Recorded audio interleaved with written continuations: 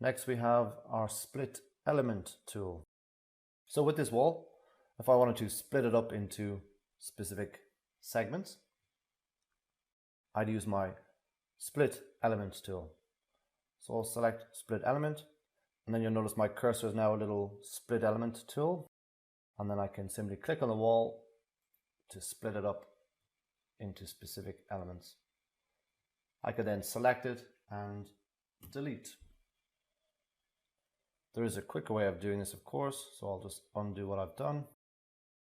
When I select my split element tool, in the options bar, if I tick on delete inner segment, now when I place my segments, the intersection deletes.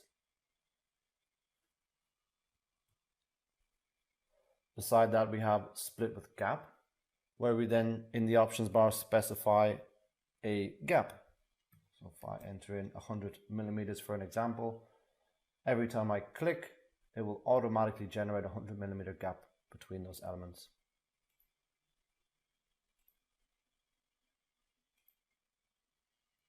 Next, we have little pins.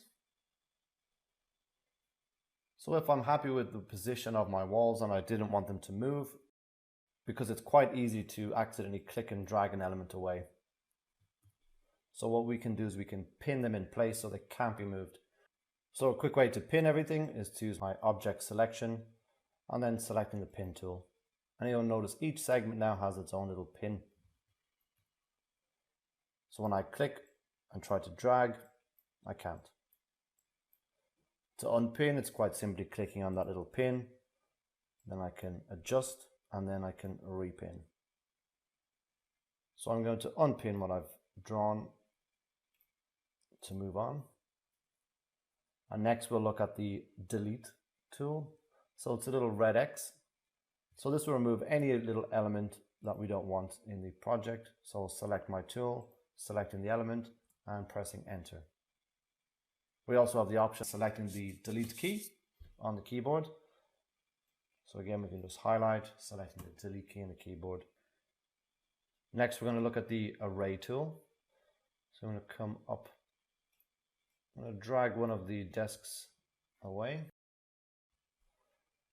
So I'm going to select the desk, select the array tool. First, we select the type of array, whether it be a linear array or a radial array. Do we want them to remain grouped and associated with each other? How many do we want to be involved in that array? Next is how we start the array. Whether we start by placing the second component or the last component. And once we place the second component, then the array will continue on after that.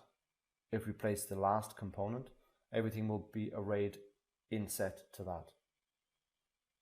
Again, we can constrain them if we need to be. So I'll do a quick example here.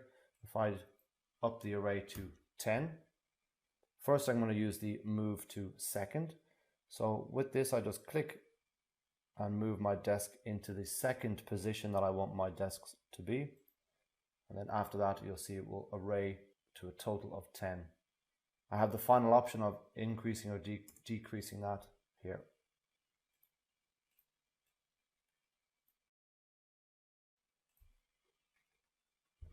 So again, I'll use the array tool. I'll array it up to 12, but this time I'll place the last desk.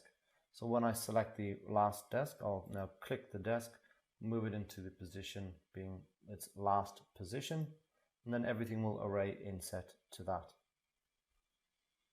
So next, for the scale, what I'm going to do is just quickly draw a wall. And we have two different types of scale. So when I select my element, selecting scale, we have graphical and numerical. So first I'm going to show you is the graphical scale. I'm going to first select each three of the walls. I do this by clicking on one wall, holding down Control and selecting all three. Then I'll select scale, remain graphical, So the graphical scaling requires 3 clicks. The first click determines the origin, and the next 2 clicks define the scale vectors. So I want to increase the size of this opening in the wall. So I'm going to first click here, determines my origin. Next I'll click again, and you'll notice that the wall will start to expand out. So given that final 3rd click, which is my finish point, you'll notice that the wall has increased in opening size.